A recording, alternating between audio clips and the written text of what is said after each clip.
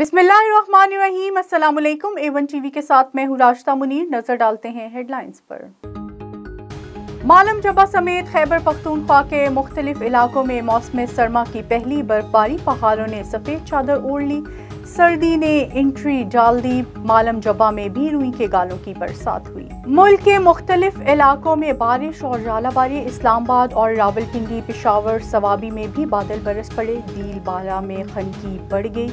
तीमर दरिया में तुगयानी गाड़ी सैलाबी रेले में बह गई। पाकिस्तान रूस से तेल खरीदेगा। वफाकी वजीर खजाना का ऐलान। इसहाक जाट कहते हैं अमरीका को कोई एतराज़ नहीं, ज़र मुबादला ज़खायर से मुतल्लिक यकीन दिलाता हूँ, कोई परेशानी नहीं होगी। अच्छी खबर की उम्मीद है। FATF से पहले ऐलान नहीं कर सकता। वजीर खजाना बोले महंगाई 6 महीने में ना आती है ना जाती है।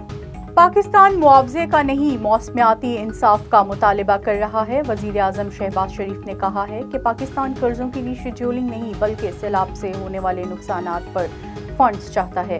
बरतानवी अखबार फाइनेंशियल टाइम्स को इंटरव्यू में वजीर आज़म बोले इमरान खान सैलाब से पैदा होने वाली मुल्की सूरत हाल का फ़ायदा उठा रहे हैं। इमरान खान जैसे सियासतदानों को हमेशा के लिए रिटायरमेंट पर भेजेंगे। वक्त आ गया इमरान खान सियासत से रिटायर होकर फनी गाला में बैठे। बिलावल भुट्टो कहते हैं कि एक पेज की बात करने वाले आज मान रहा है कि इसके हाथ में कुछ नहीं था। वो कल भी सिलेक्टेड था, फिर दोबारा सिलेक्ट होने की कोशिश कर रहा है।